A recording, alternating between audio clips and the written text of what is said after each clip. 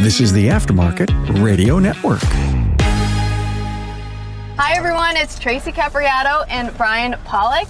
We're here in Buffalo, New York, and I need a couple services done on my car. So Bryan is test driving right now, and I'm really excited to have him in my car to get his reaction, his opinion. I don't think I've ever done this before. So Bryan, how do you feel so far in this car? I feel like it's a typical Nissan with about 70,000 miles. All right. All right. So do you test drive every car? I do. Every car gets test driven before, even just a New York State inspection or oil change. And I have this road here. I have that one there. It's a little bit bumpy when they redid it. It's nice for checking for loose suspension parts. And then I have a couple manhole covers I'm going to hit on this road. Oh, with purposely manhole covers? Yeah, like this one right here I'm going to hit with the right side. Okay. And listen for clunks, and there's none. And then I got one coming up over here on the left side, right before the stop sign here, that I'm going to hit. Listen for clunks. You would hear yeah, if they had a bad link pin, you'd hear something like a metallic knocking noise. Yeah, I like to do that on every car. And this is a good little street to do it on. So you're mostly, it's feel and sound. Mm-hmm. Yep.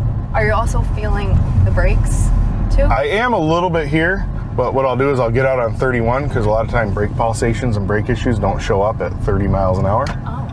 Hey, take your auto care center to the next level, the gold level, with the NAPA Auto Care Gold Certified Program. This program is for the best of the best who can provide a consistent consumer experience and earn the trust of returning and new customers. Talk to your NAPA sales representative about how you can become a gold certified shop. How long have you been doing this routine of test driving every vehicle? Probably since about 2006 when I got burned on a car when they said, "Oh my!" Oh my! There we go. Evasive maneuvers. This is a good ride. I almost got taken out by a shrub. You can't make that up. That's funny. Welcome to farm country. He's a good guy. We'll let him slide. He's put his time in volunteering around here. He's a really nice guy. He volunteers at the farm museum. So that was funny. So anyways, I like to take every car on a little test drive, and we'll just go through here. This is actually where Jim and I worked our first day together outside the job that we used to work. Wow. It's right at this place. What were you doing? Well, we were working on cars, and the government, with all their stuff you got to do to buy a building, had us a little held up, and we had already quit our old job, and this is the little shop we were working out of. Wow, nice. Jim's cousins here have quite the operation. They work a little bit over 5,000 acres. Whoa. Yeah, wow. And they do a bunch of corn and soybeans, and they do hay that has a high Timothy content. Oh. That elephants actually like, and a lot of their hay goes to like the Toronto Zoo and the Zoo New York, and yeah, they do a lot of cool stuff. But yeah, I'm just checking for transmission operation, which this one works like every other. CVT, which is good. Doesn't have any shutters or anything, because what we don't want to do is change fluid and cause a problem. Okay. I mean, this is a full test drive experience. I feel like you're testing the steering and alignment. Yeah, we're really getting diverting over a tree. We know that the front camera has warned me about the tree branch and the 100,000-pound truck, so its sensitivity is good from small to large. We know your ADAS systems are probably calibrated correctly. All right, great. And yeah, I'm not feeling anything goofy in the brakes, so. Oh no, it was mad at me because I drove over the line. Well, and so that was something when I first bought this car. It was the first time I had a car that had any sort of ADAS on it with blinking lights and noise and all that. And I remember I was standing in the kitchen at my dad's house, and he said, "Can you show me how to turn? I want to turn those beeping noises off when I drive." And he had said, "Just give it 2 weeks. It's a safety feature for a reason." Right. And now I'm so reliant on it when I drive a car that does not have beeping. Yeah. I feel like I'm just off-roading. I think it actually, both times, now that I think about it, I think it yelled at me because I was a bad person and I didn't use my turn signal and I crossed the fog line, I think is why it was mad at me. Yep. So now I like it. Yeah, this thing drives pretty good, actually. All right, great. Well, I'm glad my car so far is holding up. So far, this is the first of many investigations. Back in the shop. So today, what I'm having service is my transmission fluid. But I mean, I have to say this, Bryan, thank you so much for being a great contributor on the podcast. You've had some great episodes, including that ASC episode. We actually heard from David Johnson, the president of ASC, that he enjoyed the podcast. And plus, you're always on diagnosing the aftermarket A to Z with, what's his name? So Who? we appreciate that. You know, we've become friends over the last year. You've really been a great friend. But with all that being said, the only reason I'm here is to make Justin Morgan happy. Yes. You were verified by Justin Morgan. Last month, him and I were going over... He told me, he says, I need you to take a bullet for me. Says, you know how I'd share a foxhole with you? I said, yeah. I need you to do something for me. So I have heard through other shop owners that when you have a CVT, 60,000 miles plus, you should have your transmission fluid, done, serviced. And first, what does CVT stand for? Continuously variable transmission. Okay. And I also feel like CVT is kind of like Fight Club, where no one talks about CVT. If they do, it's in like a whisper. What is CVT transmission with a Nissan? Why does everyone wiggle their eyes? It's actually not just Nissan. There's a company in overseas called Jetco, which produces most of the CVTs found in most vehicles. We even find them in some Chevys. We find them in Mitsubishis and the Nissans. I wish I had something to demonstrate. Long story short, it's 2 pulleys and a belt. And when we say belt, you always think of a rubber belt, but this is actually a metal belt that has friction material on it. And one pulley, they're coned, so as the pulley closes, it changes the diameter, so it's like shifting gears on your bicycle when you're a kid. Remember, if you go big gear in the front and small gear in the back, you can go faster. But if you want to climb hills, you're small gear in the front and big gear in the back. And that's basically what it does. And it's continuously variable because there's an infinite number of ratios as compared to a 6-speed, which would typically have 6 ratios. Wow, okay. It's heavily reliant on the fluid to do its job with the friction modification and lubrication of that belt. So what does a transmission fluid do? Is it lubrication? It lubricates. It has what we call friction modifiers, which change the way that the friction material works against the steel. Yep, friction modifiers are a big deal. And it cools. Okay. So it's pretty important to make sure that all that's working correctly. And as the fluid, heat is the enemy of the fluid. As it gets heat cycled, those friction modifiers oftentimes break down. And once the fluid fails, then you get yourself in a situation where the metal parts are actually failing in the transmission because it's unable to do its job with the lubrication and the modification of the friction. And if the transmission goes, that's really bad, It's right? bad. That's bad news on one of these. Bad news bears. Okay. Yeah, bad news. All right, so what's the first couple things that you're going to be doing? So we went on a test drive, and the first thing I like to do with every car is pre-scan it. And what this does is it allows me to upload it to a cloud, and I'll be able to search this car. If any customer has any problem ever, I can have this car in the cloud. I can search the plate number. I can see every time I scanned it and what codes were there when I pulled it in. I have access to this for our shop here and our Lockport shop. So I can hop on my computer at home and I can look up if one of my friends calls with a question, hey, you had my car in, what was the deal with this? I can log on, it's called Altus Drive. I can get on there and I can look at their whole pre-scan, the mileage, the codes that were there, the date and time, and all that stuff. It's kind of handy. Plus, before you service the transmission, you want to know if there's any problems with the transmission. We don't want to pour fluid into a transmission that has the judder code, a CVT. And there's not always a light associated with that. Okay.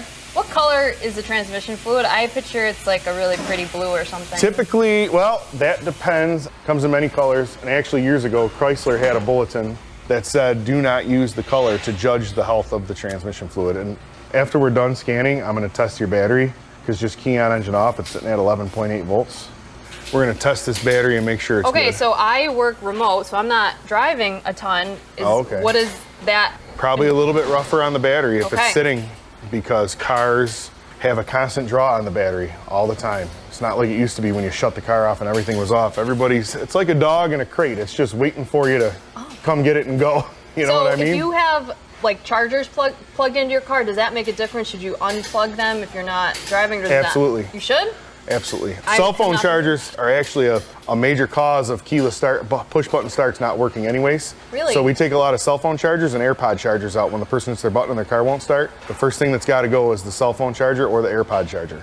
So, and there's bulletins from OE manufacturers stating that. That's not like some Bryan mystery tip. My back door, I am having issues with that. So sometimes it goes up, sometimes it closes. It does what it wants half the time. Yeah, so it stores some trouble codes that we can look into at some point in time, but exactly. Things that customers forget to mention or don't mention. The data doesn't lie, right? Our friend Brandon says that. The data doesn't lie. I have a sticker. Yep. So yeah, and it'll have, it's got some sonar codes, and which they're not uncommon. And The thing you have to remember is when you get, obviously you have an issue there, but like when you have a code like this, and you have these sonar codes, and we're scanning and your key's been on for 2 minutes and your battery's already down to 11.7, a lot of the auxiliary systems are the first ones to set goofy codes because of low battery voltage. Okay. So we fix a lot of cars with a lot of codes by testing the condition of the battery and making sure it's working right. Radar stain is totally normal for Nissans. That means the front of your car was dirty, and this general area down here, there was dirt somewhere, snow or something like that. And when Might that be front, snow still. There might still be some snow in there. when that front, well, it's a history code. When that front radar had snow on it, it set a radar stain code, which is completely normal.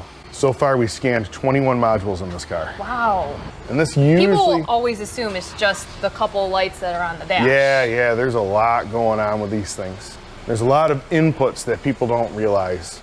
So now I have a whole report of and I know the readiness monitor status of your car for New York State inspection, and it kind of stores it for me. I can go to view attachment, and I could actually print this out. It'll show up. This is what I get printed out for somebody if they need it. I actually get something like this, needs attention, which is a little bit misleading because you don't necessarily need attention because we talked about things that were perfectly normal. But we got other things with your auto back door where it's very irritated about the hinges that look struts, one of the two. And this tells you everything that is fine. It's like a lab report. Yep. Medical lab It's a basic report on the basic condition of your vehicle. Just a little bit beyond the test drive. And now we know that we can go ahead and do a transmission service on this car. It doesn't have any pre-existing conditions. So we're gonna double check the battery just in case. In vehicle. These are actually super important. You can't lie to these. You have to make sure that you put in the right cold cranking amp number or else this test is useless. You can get a false positive or a false negative or whatever. So we got to get close to 582, which is 580.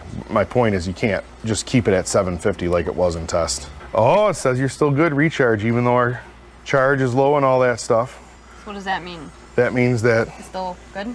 That means that it's probably getting borderline, but you don't have what we would consider a failed battery yet. It is 5 years old, so that's something you would think about as winter comes up. Batteries last X amount of years? You know, there's not an exact number. 4 to 5 years is when I start talking about battery replacement. Some import batteries go a long time. We'll pull in Kias in here that'll have batteries from 2016 still starting them all winter. So there's not an exact rule. 4 to 5 years on my own stuff is when I'm like, okay, I'm gonna have to do something about this or else we're gonna start having problems. So the report that you had on the screen, that was kind of like almost a DVI. Do your customers ever see that side? Absolutely. We'll get them that side from time to time. We're old school, so we still do a ridiculous amount of actual paperwork, but there's nothing wrong with that. It's got a nice checklist for the guys so they know what to go over. Just all the silly stuff, the wipers. Check the wipers, make sure they're not torn on the ends or anything silly like that. So that one's good, that one's good. Every car that comes in our shop, no matter what it's here for, gets the oil dipstick pulled and checked. That's the rule. We don't pull a car in without checking the oil because you are a little bit low on oil. Okay. So we'll top that off. It's supposed to be at that right line? up to that bubble there, and you're all the way down there. Because cars use oil now, that's what they do. Nothing alarming, just something that we gotta make sure that you get oil back in the car. That's all.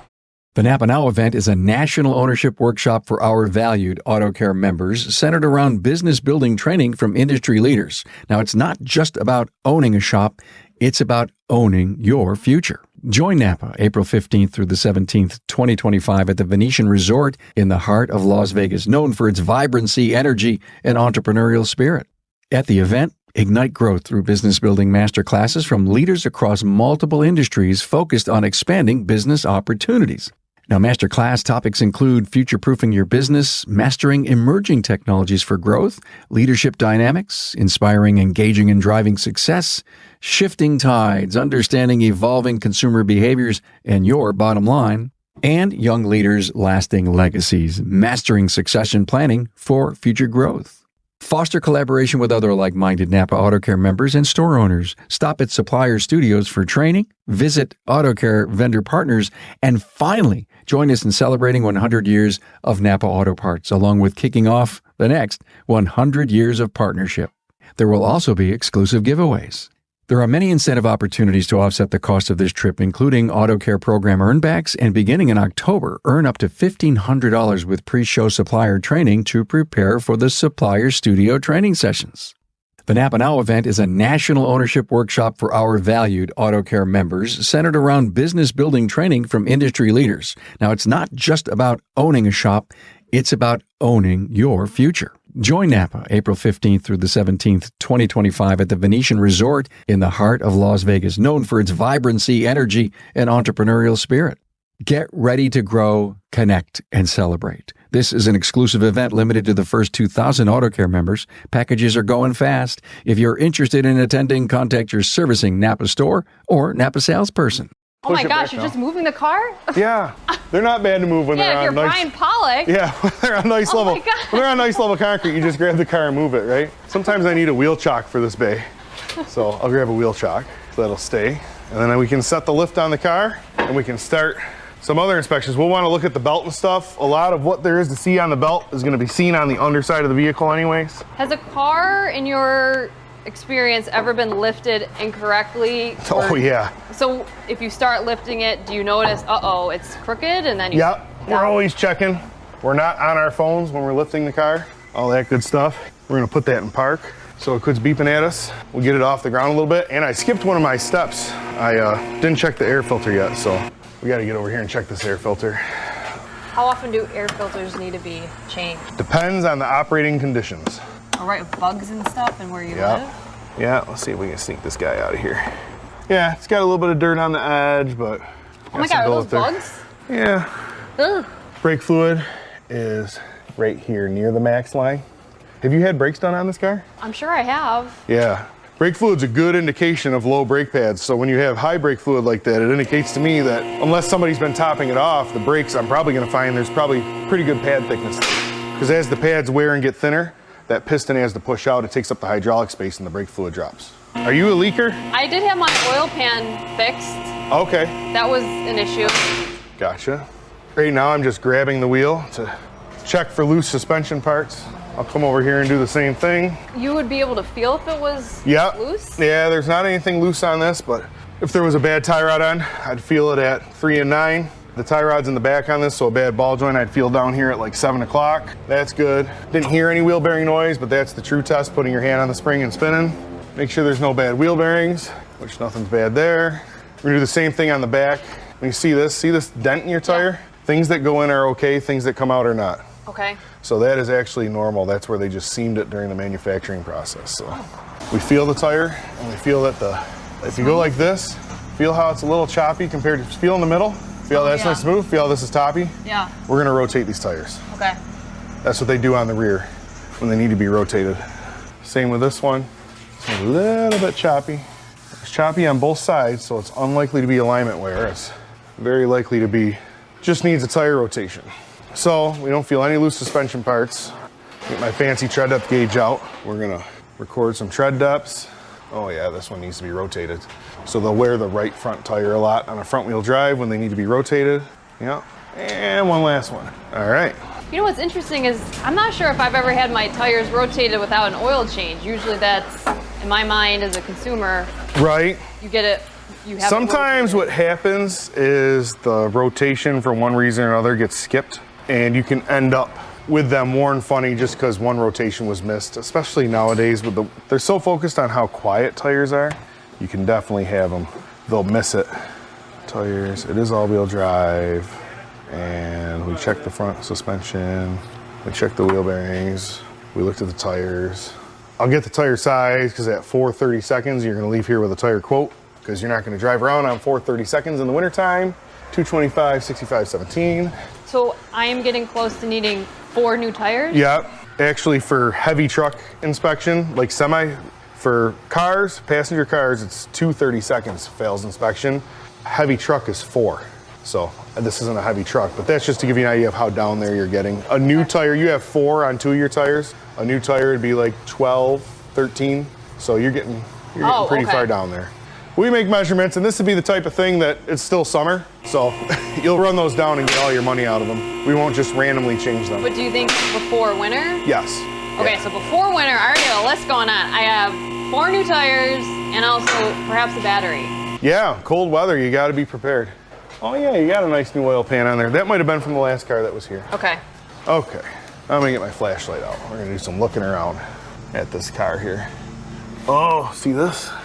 Maybe it is you leaking. Oh, yeah. We got a leaky oil filter.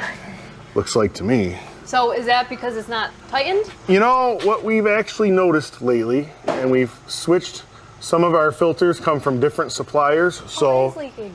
Yeah. So is all this from the oil then? That's all coming from the oil filter. Something that leaks back here that's common is the oil cooler, but this model engine actually has your oil cooler mounted up here, and it is dry as a bone. So that's just all coming from the filter. So sometimes with some of these filters, we can run into, if the vehicle originally had a round cut gasket on the filter and somebody put one on with a square cut, which isn't their fault, it's listed as correct, but, oh yeah, that one's a little loose. There we go. Now she's tightened right up.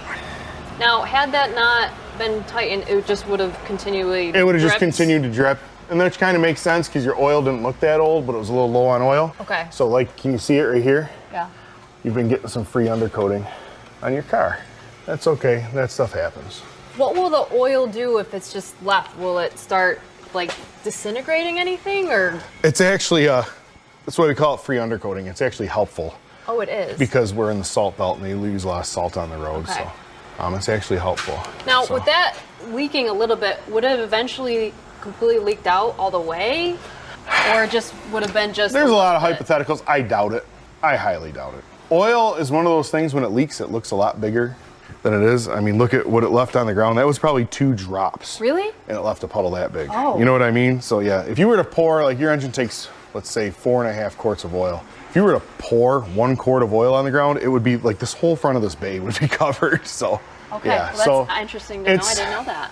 It honestly looks worse than it actually was, if that makes sense. Could I have loosened up with just driving or no? It's tough to say. Some materials of some filter gaskets, and I'm just looking around at random things to make sure we're good here. Yeah, you do have plenty of brake pad left. Is this just like glue and salt? That is called seam sealer. Yep, that's what they put in there when they build the car to protect where they've joined some metal together. Yep, yeah, that's normal. You want to check that up there, these rubber things. Oh, this one doesn't have the rubber. This one's got the regular drive shaft, so you don't have to worry about that. Good. Come back here, check for loose exhaust shields, especially around the gas tank area. Hit my head on your muffler a little bit. Sometimes we'll end up pulling the wheels anyways, but these brakes look good. The inboard pads is usually where you see a lot of wear. If we were gonna do a brake inspection, I would pull all the wheels and exercise everything. Looking at the condition, I don't know that it's necessary. So this is this That's part a of the spring. suspension? Yep, that's a coil spring. Wow. And that is the force that holds the vehicle up.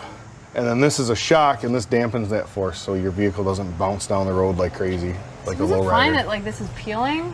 Yeah, that's normal wear and tear for this area. Okay. This oil is actually from that up front. Wow. Yeah, it gets on everything. See, there's even a thin film on this. Wow. Yeah, it gets on everything. So now that we've looked it over, and we You do stopped this for one issue. every car. Yeah, oh yeah, every single It's like car. your private I'm detective. the last one to touch it. It's got to be good. People got to know what's going on. So now that we've looked this over, I'm just going to document that there was an oil leak. Well, thank you for tightening that. Yeah, tighten the filter. I was happy with that. I was happy with that. I just like to make notes. Battery was questionable. 4 tires before winter. All right, I gotta start, taking back those pop cans for my tires. All right, so now we're gonna get to this transmission. There's a little bit of corrosion around this drain plug, but I'm just gonna dig at it. I don't know that I'm too concerned with that.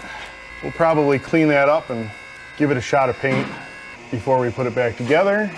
And this is the fill plug on these, I think. Yeah, I'm pretty sure that's the fill plug on these. Okay, so now we're gonna get our handy. I'm gonna pick this up so I don't fall. I'm guessing being a Nissan, that's gonna be a 17.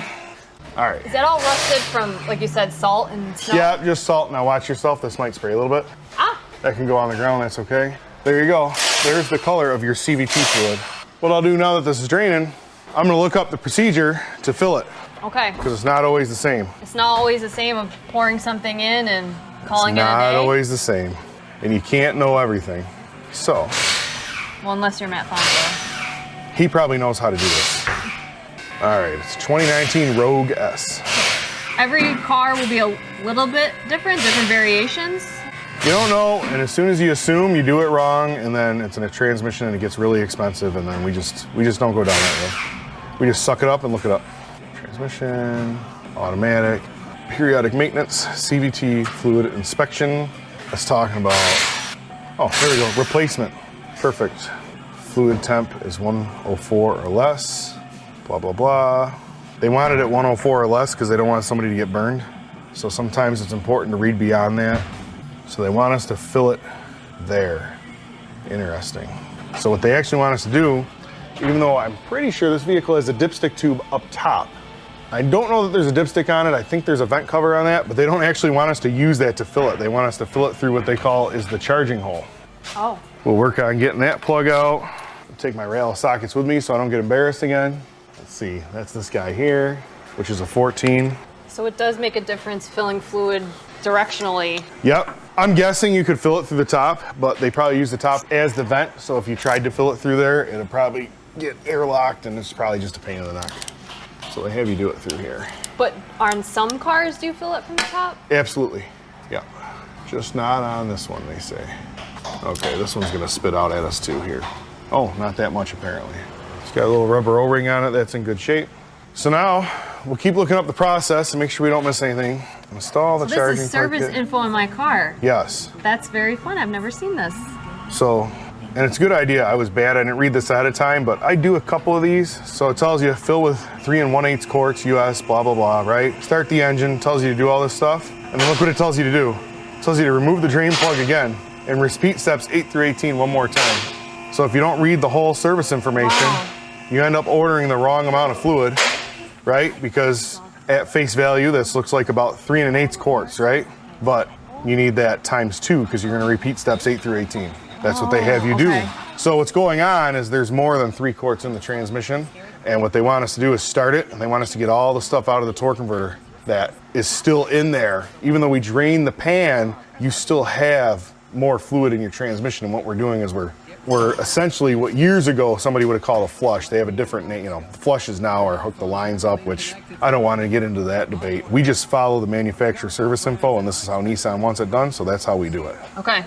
That's just us. People will argue that point, and that's fine. They can do them. So this is the actual manufacturer that makes the fluid for Nissan, type N3.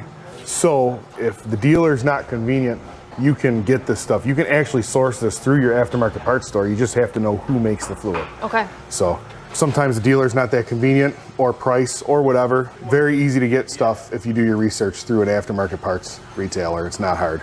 That's what we do. 350 doesn't have a dipstick tube on it. So even to check the transmission fluid on even my 2021 F350, you have to actually get under the truck, and there's a cap you take off, and there's a little mini dipstick in there. It's like that long, and you reach up and pull it out. So yeah, it's super important to look up the service information, you know, how to do it properly and all that jazz. So why would someone not choose Price. the right price and availability? Price and availability. Some people, sometimes it just doesn't matter. Aftermarket Dexron 6, Valvoline's Dexron 6, you know, and I'm not like, whatever, any company, it doesn't have to be Valvoline. Their Dexron 6 is gonna work in a GM transmission, but when you get sensitive things like this, we're gonna put the exact right fluid in it, you know what I mean? But that's up to the shop's discretion of what they order. Unfortunately, yeah, definitely up to the shop. Doesn't give me a drain plug torque spec, that's not convenient, is it? Specifications. It's not gonna give me a transmission drain plug torque spec. Are you looking to see how much it needs to be tightened? Yep. Or- General specifications, shift specifications. Oh my goodness. Could this be any harder to find? 25 Newton meters, which is what every oil drain plug on the face of the planet takes 25 plus or minus 5 typically. And we're at 27 is what I put on it. So we're good. I feel like I need that for like. You want to try that? Okay. I feel like I need this for like home appliances. Like you know. Okay. Put it right up on there, yeah. Get the socket lined up on the flats. Okay, and you're gonna push that way. Oh yeah, you gotta keep going. Oh my gosh. Yeah, see? Everybody thinks fixing cars is easy, don't they? Okay. There you go, you got it. Oh, that's funny. Now I'm gonna put a little bit over 3 quarts in this, just like it told me to. Oh, it's green. Yeah, that's probably what color yours was originally. So who suggested this, Justin? Yes. Justin Morgan. I mean, yeah. I didn't. He knew probably this was going to be a double drain, but he still wants commission based on this job. I'm gonna send him something, all right. I can't believe he hasn't called me yet. It's 11 a.m. Well, because he knows that, He probably knows. we're on camera. Yeah. Yeah, I think Justin and I spend an average of probably too long for a workday on a phone with each other. You just have one of those headsets, you just walk around. Sometimes I have to put it on. Okay, said to put in 3 1/8 quarts. Oh, There we go. We're down to 24. Perfect. wow, it's like Hulk juice. Right? Green. Yep. It's excessively green. Get this tight. Get this tight. Go back to my service info to make sure I'm following it properly. Take it all the way back to here. Well, now I'm able to really see, the acronym RTFM. Read the freaking manual that I hear all the time on the podcast, and now I'm seeing it live in action that Oh yeah. you have to look back and just be checking. Yep.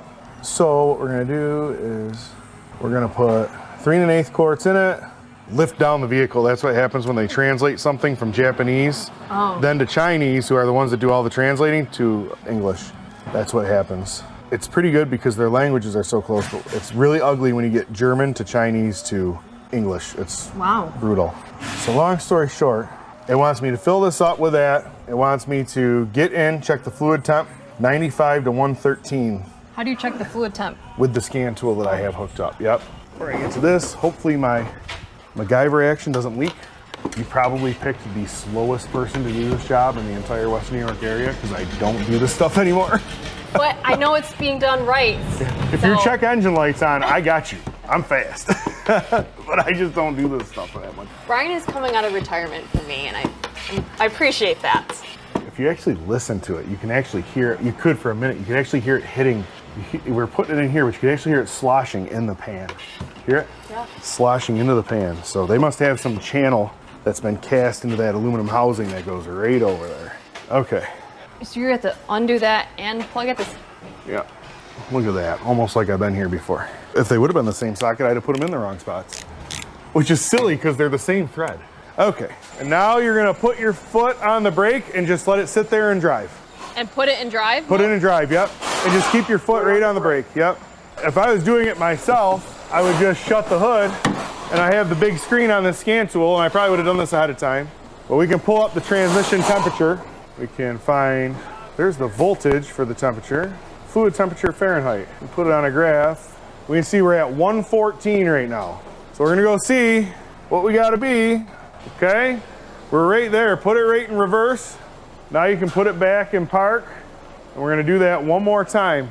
Wow, so putting it in different, is that recycling? What happened when we drain the fluid, yes, that is happening, just like you talked about, it's moving the fluid through different parts of the transmission. Also, when we drained it, some air came out of the valve body, and we're purging the air out of the valve body. So now you're gonna put it in drive again, and we're gonna hit reverse again, and we're gonna put it in park and shut it off.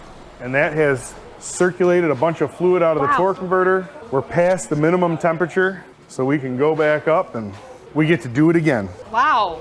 So again, if you're not reading that multiple times, And that's not putting it in park reverse, and you just filled it, and then. And if you're just used to what most cars are, that's not a common procedure. Okay. It's not very common to do it twice, but that's what Nissan says to do, so that's how we're gonna do it.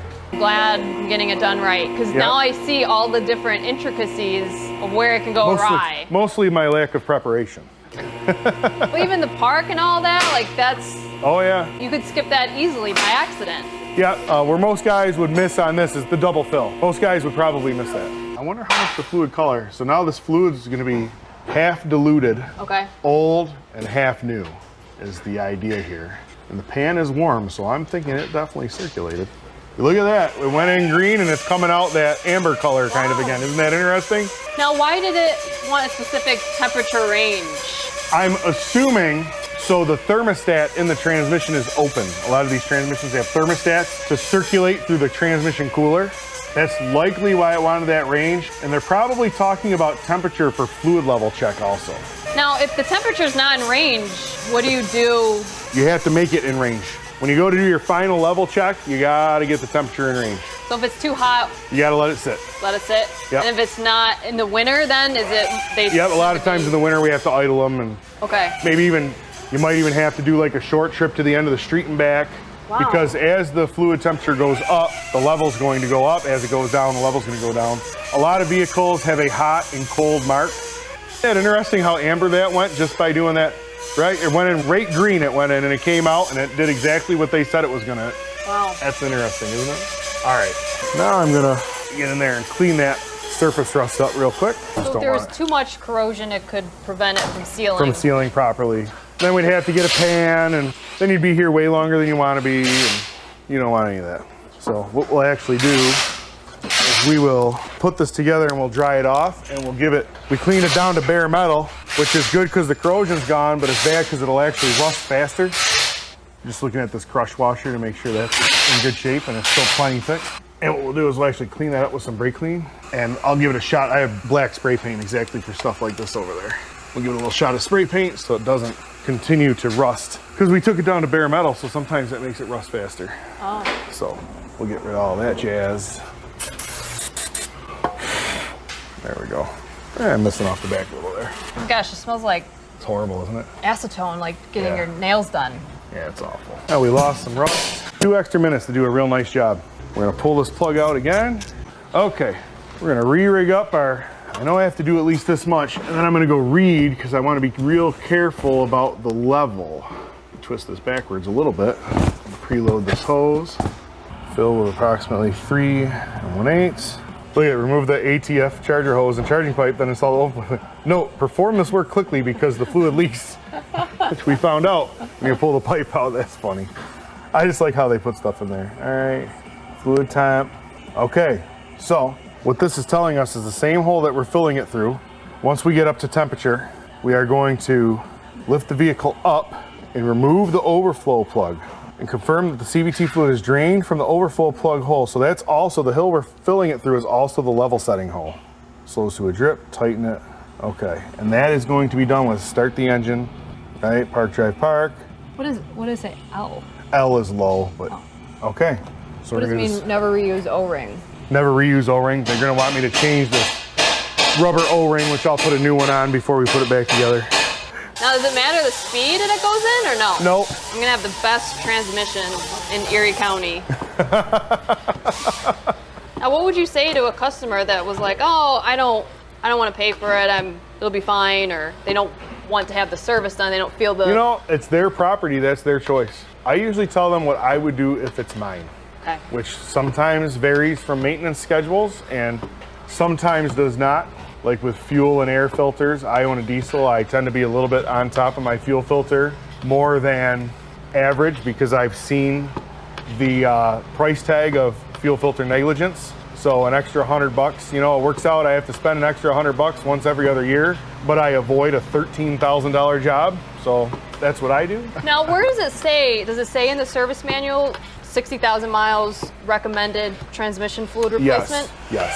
I don't know if I've had my first rogue transmission fluid done. I don't remember. Maybe. 60,000 is also like when you talk to the professionals that just do transmission, that's like the agreed upon thing that's talked about with Nissan CVT fluid changes. There's some things that are in the service. You get into a kind of a gray area. You run into stuff that's not exactly maybe listed, certain services, but you're like, hey, if you don't do this, you're gonna have a problem. And you run into other things that some shops just, quite honestly, they're a little bit too gung-ho and they go after it a little bit too often. Well, I should switch arms. I should have switched arms during this. I'm gonna go grab my O-rings over here. We're gonna get an O-ring for that drain plug, or fill plug. It says somewhere, I promise I read it. So is that because of, why is that? Why would you need to replace it? Perform this work. Never reuse O-ring. See, you gotta read. So what does that mean? It doesn't want to reuse? It's just a gasket. It's a rubber gasket. It deteriorates over time. When it was installed, it was compressed. So they just want you to replace it, which makes perfect sense. You got all that in there. But you didn't have to replace it on the other plug? Yep, that was a copper drain washer. What I did is I looked at it real good to make sure it wasn't squashed out. It really still fit loose over the drain plug, so that's in pretty good shape. I'm not really too concerned about that. We're actually just, I'm not even gonna torque this right now because we have to actually pull this back out. So I'm just The plug? Yep, this is what we're gonna do the next step. We're gonna end up pulling this thing back out because what's gonna happen is we're gonna run this and it's gonna circulate the fluid through the transmission. And that's actually how you set the level on this transmission also. I'm gonna make sure I read it right. I'm pretty sure we gotta do the same thing again. Fill, remove, start engine, park L, park, check, 95 to 113. So now the fluid temperature is gonna be crucial now. Okay. So we're gonna have to check the fluid temperature, and if it's hot, we're gonna have to let it cool down. It's not a problem to do the park in neutral to purge the air.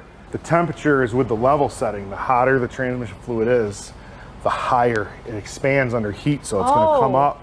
So they have us setting the level with an overflow plug, which essentially means we're going to pull the plug and let the extra drain out. Well, if it's too hot, that level's gonna be too high, we're gonna drain too much out and it won't have enough in it.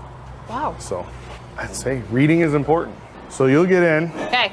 And you'll just start it at first, and we're gonna check the temperature. You can do your park, then low, then park again. Look at that, dropped all the way down. So you're gonna do, put it in low all the way down with your foot on the brake. Yep, and then put it back in park. All right, you're actually gonna keep it running and get out. It's in park, right? Okay, yes. Yep, keep it running, you can get out. We got a race. 114. 114, I think as it said, was max. I don't know what we're at now. We're probably getting 105. close. It's gonna be a photo finish. All right, it's at 114. All right, we gotta go in. We're not worried about a couple degrees, but we don't want it 125 or anything like that. As soon as I find my ratchet. So now, we're gonna hurry up. We're gonna just crank this one out. This is our level plug. Perfect, that's what it wanted. It wanted it to drip. See how we had a steady stream and then it dripped? So we are filled up. We are in good shape. We got it before it got too hot. Torque it. Make sure I turn my torque wrench on, 25. Perfect. So this is the dipstick tube, and some people might be fooled that you would fill it through there. But this is actually, see how that fits loose? That's just venting air from the transmission. Oh. That's all that thing lives to do. And that, even though it's got a tube, yep, it vents air. This is an air vent. Where does it vent out? It vents the air just into the atmosphere. Yeah, the edges of that cap. Yep. Wow. And you don't fill it through there. So if you don't You read can the manual. You can take that out and it would be a little dipstick? No, there is no dipstick there. Oh. That's just a vent, but you don't fill it there, Can even you though it take looks that- like. you could take Yeah, that that off? would come off. I see there's a metal tab there. It's plastic. I don't want to get in there and break it unnecessarily. Right. It looks like it might be a pain in the neck. But yeah, that's where that would vent, but that is not where you fill this transmission. You definitely don't want to do that twice. That's the RTFM on the Nissan. Super. So yeah, that was fun. I loved it. You guys got to watch me take way too long to do this job. No. Oh, I'm sure. They were dying. Yeah, right. This took me. Man, I used to be really good at this. I suck at this now. But yeah, so now you're good for another 60,000 or so. All right, awesome. So if I have this car and it's hitting 120,000, that would be another. Time to do it again. All right, really cool. All right, what's left? We just got a test drive. We just got to get cleaned Or up. the tires. You said you want to do the tires. Oh, that's right. I was going to rotate the tires. Good thing you're here. I get a tire straightened out. And we got to hold it for the last one. Never Sees. This is essentially spray high temp Never Sees. And we don't ever put Never Sees on threads. We put it on the back of the wheel like this. What does it do? That stops that corrosion from coming back. It happened while it was mashed together, right? You had the aluminum wheel against the steel rotor, and the corrosion kind of built up. Now we're taking two different surfaces, right? We're gonna take one wheel and put it on a different rotor than the one that it corroded with. And when that happens, you get areas that don't compress when you're torquing the wheel, but then you drive down the road and it's going like this. And that's where a lot of loose wheels happen, is when shops don't clean the corrosion off the back of the wheels. If we were in Florida, would you not have that? Probably would not have that. Okay. Yeah. And these are looking pretty good. I'm not too worried about that. I do have a tool that cleans this, but these are, see, there's hardly anything there. Those are coated rotors, so that's in good shape. When we rotate a front wheel drive car, or any car, we're going to cross to the primary drive axle. Crisscross. Which means crisscross to the front, and then the fronts go straight back. Now, what happens if you're doing this and then you're like, I forgot which wheel's which? Don't do that. Okay. So you really have to pay attention. Honestly, you could measure the tread depths and look at the condition of the tires and decide which ones should be on the drive axle and which ones shouldn't. You could do that if that did happen. So it's not the end of the world. So we can get these on. You want to try that last one? Okay. Now, if you don't grab it like I did, because if you don't do a ton of them, you'll just hurt your finger. So try to get under it, under the actual tire. Only grab the tire? Yeah, don't grab it by the spokes. Oh my God. Yeah, do as I say, not as I do, right? Okay, I'm coming in. You're gonna have to, I think you're gonna have to cut and retie. Oh man! Did you get it? Did I get it? No, the No. studs aren't in the hole. Okay, hold on. So you gotta take it, you gotta rotate it. I can't believe you just threw these on, Brian. Okay, now I see. All right, you gotta rotate a little bit more. Oh man, you're close. Oh. You got it, you got it. There you go. So, Brian makes this look so easy. That was not like that. Nissan lug nuts are horrible because they're so far. The wheel is, so what we do is, well, you could probably start one. My hands are just a touch bigger than yours. So see how I can't really, see how I can't do this? So I grab, Snap-on has a step in their socket. So I can go like this and the lug nut won't fall down in. I can just go like this. I can start the lug nut. I get one, start it all the way in like that. I can start the other four. That's my tech tip for people with big hands, to start Nissan lug nuts. Now, it doesn't matter how you put these on, it matters how you tighten it, right? Correct. Yeah, we're gonna do a whole thing about tightening lug nuts and why we use a torque wrench. Okay, those ones are good. Rundown setting. Hear how I'm just letting it click one time? Like that? That's because we're gonna hand torque all these. But you tighten this when the car's down? Yep. Why Yeah. is that? So the wheel doesn't spin, Oh, okay. right? So I have the lift. The lift is kind of engaged here. It's acting as a brake. The car's tire's on the ground. And I can get in here and there we go. Be even harder than the plug that I No, used? because you're gonna push down and you're gonna use your body weight to assist you in torquing the wheel. Okay. And see, it's got the little cheater LEDs on it. It tells Yeah. you when you're getting close. There you go. Okay, and then I go, Right to the lower left. This one? Yep. okay. Okay, and then Now this the one? upper right. You just came from that one, right? You got to go to the next one to the right. This one? Next one to the right. I already did that one. Did you do that one first? Yeah, I did that one and then that one. Okay, then go to the lower right. I'm sorry. That's my ADHD. I'm already pre-gaming what I'm going to check on that Jeep that just broke down in the back. Oops, it went to red. That's okay. And it went to red, but if you look at it, what is it, like 104, 105? Yeah, 104, you're fine. Okay, and then this one, Yep, there you go. and then the bottom one. Yep, Okay. there you go. How many times has this fallen into a vehicle? Oh my gosh, 800,000. Probably this time too, before I'm done. So that's about 6/10. Yeah, Carm called it. Carm called it with a quart. That's what it's gonna take to make this whole deal work. This one's got the lock on it. There we go. Okay, so it's supposed Perfect. to be at the second dot. Yep, second dot. Brian, thank you so much for You're letting me welcome. eat up your entire day doing my vehicle. I learned a lot about transmission fluid. We did the service twice. Yep. We had to look at the service manual a million times to double Yep. check. Temperature plays a huge role in that. Drive park Yep. plays a role. And then also tires are a lot heavier than I thought. And you make everything look so easy. And it's not. So thank you for letting me You're have welcome. fun with my vehicle and also let me learn a ton Yep. of stuff too. So Absolutely. you're very knowledgeable. I can see why Justin Morgan vetted you and approved. So he will be happy. Yeah, he will be happy. And that's, words we have to all live by. Yeah, that's the only thing that matters. It's the only thing that matters. Yep. Thanks so much, Brian. Yep, you're welcome. Thanks for being on board to listen and learn from the premier automotive aftermarket podcast. Until next time.